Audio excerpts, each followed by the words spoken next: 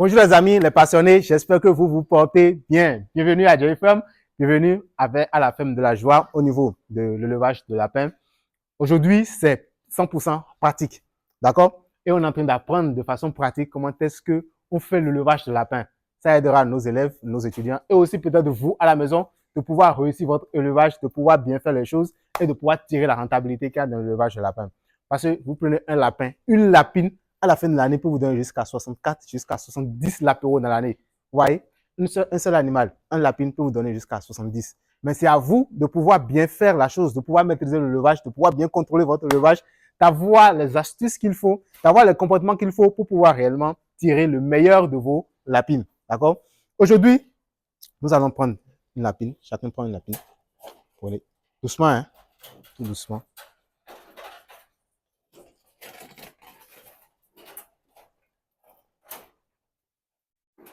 Nous sommes dans la pratique, d'accord? Ce que je veux que vous allez vérifier d'abord, essayez de me vérifier le sexe de vos lapins. Ouais, donc pour vérifier le sexe de lapin, ils vont au niveau entre les membres postérieurs de lapin. Donc ils sont en train de vérifier ce qui se trouve là. Est-ce que c'est des testicules ou bien c'est autre chose? D'accord? C'est quoi les sexes? C'est une femelle. C'est une femelle? C'est une femelle? C'est une femelle? C'est une femelle. C'est normal parce que nous sommes au niveau de la ligne des femelles qui attendent d'être servies tout simplement. Donc ça, c'est d'abord pour vous donner une idée de comment vérifier le sexe. Vous allez voir si vous avez des testicules, des grosses boules, ou bien si vous avez la vulve qui est là, avec la fente qui est là. Bref, ce qu'on veut dire aujourd'hui, c'est comment reconnaître qu'une lapine est malade. On est d'accord? On vient apprendre comment est-ce que vous pouvez savoir que votre lapine est malade. Parce que le lapin, est-ce qu'il parle? Non. Le lapin ne parle pas. Quand vous avez les mots de tête ici, je vois comment vous vous comportez.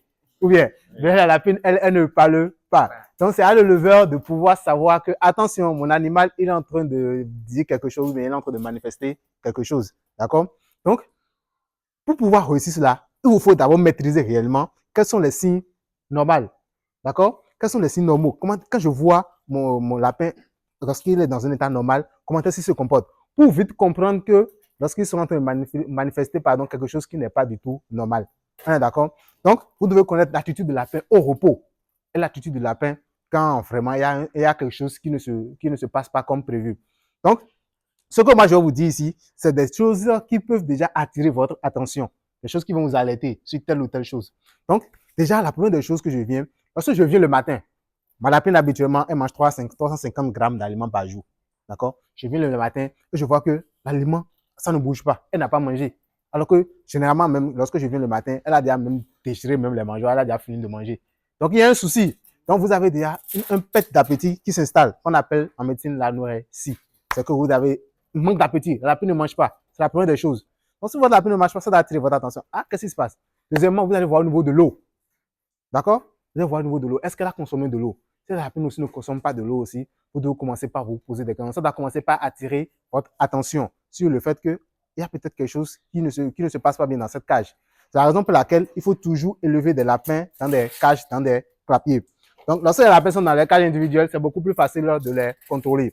Maintenant, après ça, ce que vous allez voir maintenant, c'est au niveau des fientes des lapins. D'accord? Vous allez voir, est-ce qu'elle est en train de faire quoi?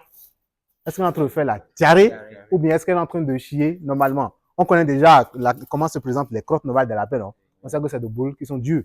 Maintenant, lorsque vous venez, vous voyez que c'est saut, ou bien vous voyez que le train postérieur est souillé. C'est souillé là. Vous voyez que, attention, ma lapine, elle est en train de vouloir faire quelque chose. C'est pas normal.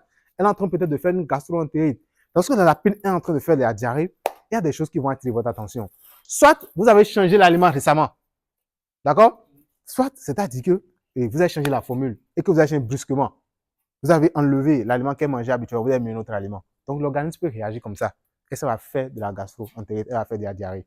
D'accord? Soit, il y a une bactérie qui est en train de la fatiguer. C'est-à-dire qu'elle est en train de faire une maladie bactérienne tout simplement. Les maladies bactériennes que nous connaissons, nous avons la coccidiose et autres, ou bien une maladie parasitaire. Non, nous avons la colibacillose, qui est une maladie bactérienne. La coccidiose, c'est une maladie parasitaire, plutôt. On se comprend? Donc, vous allez soupçonner peut-être, est-ce que ce n'est pas ce genre de maladie? Maintenant, vous essayez de voir dans votre prophylaxie. D'accord? Est-ce que vous avez respecté tout ce qui était norme? En chaque instant, qu'est-ce qu'il fallait donner? Ce qu'on vous a appris. Premier jour, le troisième jour, le tel jour, au sevrage, qu'est-ce qu'il faut faire? Qu'est-ce qu'il faut faire? Vous essayez de voir. D'accord? Maintenant, à part ça aussi, vous regardez l'attitude de votre animal. est-ce que ce n'est pas une maladie virale par hasard? Et la maladie virale par excellence que nous connaissons, c'est VHD. Et quand ça vient, on sait que c'est des dégâts. Donc, il faut voir, est-ce que le lapin n'est pas en train de vouloir virer à ce moment? Mais si c'est un lapin simple comme ça, c'est difficile de dire que c'est VHD. VHD, c'est une maladie qui se propage assez rapidement dans votre élevage. Donc, il faut avoir en tête ces ces petits trucs qui vous permettent de savoir, attention, qu'est-ce qui se passe? Est-ce que? Et vite poser le diagnostic. Parce que lorsque vous posez mal le diagnostic, poser le diagnostic, c'est trouver un nom à la maladie. C'est ça qu'on appelle diagnostic. Il souffre de quelle maladie? Je trouve le nom de la maladie. Donc, lorsque je sais réellement la maladie qu'il y a là, qu'est-ce que je fais? Je peux mettre le traitement. Parce que si je me trompe de maladie, je vais me tromper de traitement. Et donc, j'aurais perdu non seulement du temps, mais aussi de l'argent. Et plus les temps sont perdus en élevage de lapin, plus vous courez vers la marmite, soit la mort.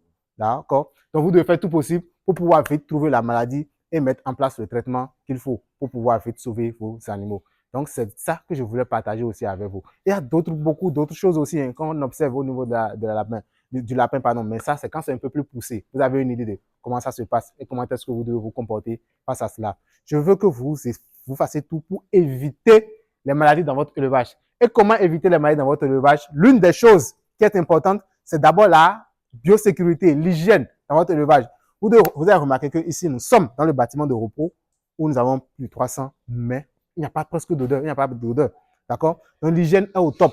Les lapins, ce n'est pas pour rien qu'on les élève en cage. On peut les élever au sol. Parce qu'il y a des lapins dans la brousse hein, et qui font bien leur vie. D'accord? Mais lorsque vous avez d'abord une vision, vous voulez faire de l'élevage industriel, vous devez aller sur clapier. D'accord? Et deuxièmement, maintenant, vous devez vous assurer de l'hygiène de votre élevage. Est-ce que les cages sont bien nettoyées? Est-ce qu'il n'y a pas les poils qui sont un peu partout dans votre élevage? Est-ce que les fientes sont bien vidées? Est-ce qu'il n'y a pas une accumulation d'odeur dans votre bâtiment? Parce que lorsque vous avez de l'odeur qui se dégage, ce n'est rien d'autre que de l'ammoniac. L'ammoniac, c'est un gaz très dangereux qui irrite les parois au niveau des parois respiratoires, d'accord, de votre lapine, aussi au niveau des parois oculaires de votre lapine. Vous pouvez voir la lapine va commencer par lamoyer. Vous allez avoir des lames qui vont sortir. Mais vous aurez le jetage, c'est-à-dire du rhume, si on veut se comprendre, qui va commencer par sortir. Là, elle est en train d'être dérangée par ce gaz qui s'accumule. Et ce gaz est dangereux parce que ça va en même temps au niveau des performances de vos animaux. Donc, c'est la raison pour laquelle l'hygiène doit être une religion au sein de votre bâtiment. D'accord? Et aussi, l'autre chose qui permet aussi d'éviter les trucs, les maladies, c'est de respecter la prophylaxie sanitaire. S'il y a un vaccin à faire, faites le vaccin rapidement. Ne remettez jamais à demain. S'il y a un produit à donner à un moment donné, il faut donner le produit rapidement. D'accord? Respectez votre calendrier du mois. C'est très important. Vous comprenez ce que nous sommes en train de dire? L'autre chose aussi maintenant, c'est comment est-ce que vous gérez votre ferme. Votre ferme, en fait, c'est un temple où vous devez entrer toujours dans le bâtiment en conditions saines. Avant d'entrer tout à l'heure, qu'est-ce qu'on a fait? On s'est désinfecté. Avant de venir manipuler la lapin, on s'est désinfecté.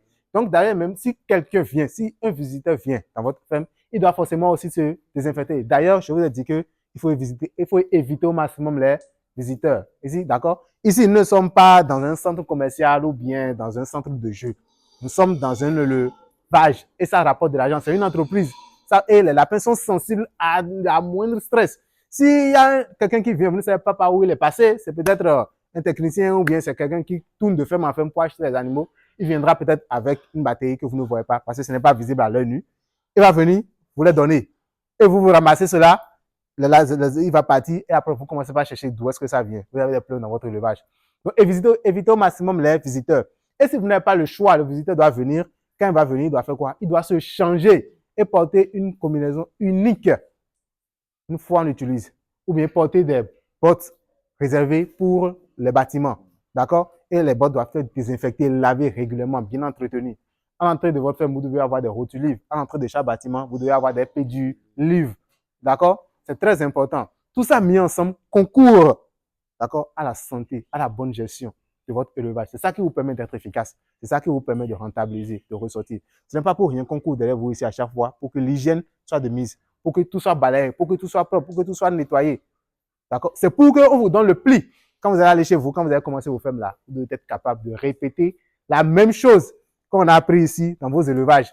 Ce n'est pas par plaisir qu'on le fait, ou même pas méchanceté, mais ce n'est pas obligation. On est obligé d'être propre pour qu'on puisse avoir les résultats qu'on veut. Le lapin peut résoudre les problèmes de protéines animales. Vous savez qu'on importe encore les lapins au Bénin. Si vous allez dans les grandes surfaces de commercial, vous allez voir des lapins importés. C'est-à-dire que la production ne suffit pas. Donc, vous devez travailler très dur pour pouvoir amener votre plus à la production, pour pouvoir fournir de la viande de lapin. C'est pour ça que Dieu fait mal le marché de lapin. Même si vous tous vous